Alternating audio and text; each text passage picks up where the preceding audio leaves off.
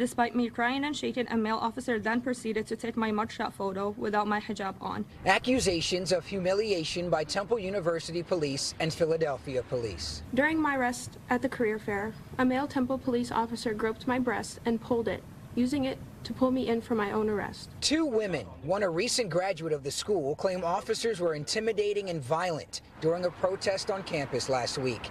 They were there with Temple's chapter of Students for Justice in Palestine.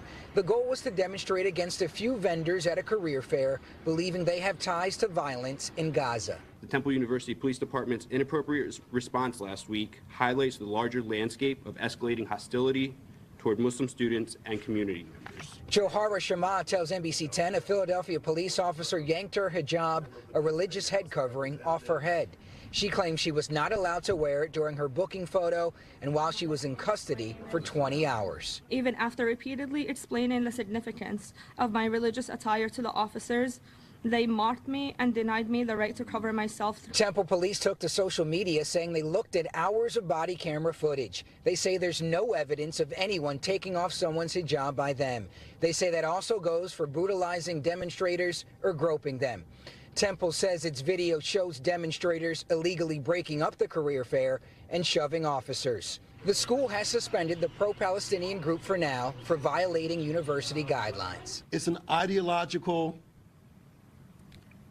form of terrorism that's being pushed on folks who choose to speak up with bravery and integrity. Philadelphia police tell us they allowed the woman to wear her hijab in common areas in front of men during her booking, but went on to say the PPD is actively working to update our policies to allow for the wearing of religious head coverings during the booking process and while in custody, provided that it does not compromise safety or security protocols. We listen to the allegations brought to us by our community members.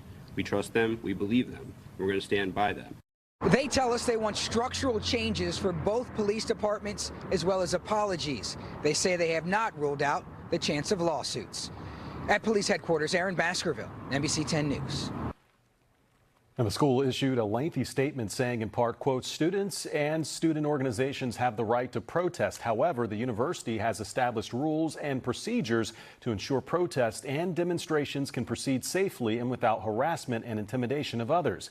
It goes on to say, to reiterate, after review of hours of surveillance and other camera footage, among other things, there has been no evidence that a protester had her hijab forcibly removed. There's no evidence any protester had clothing ripped open, and there's no evidence a protester was assaulted. These behaviors will not be tolerated, end quote.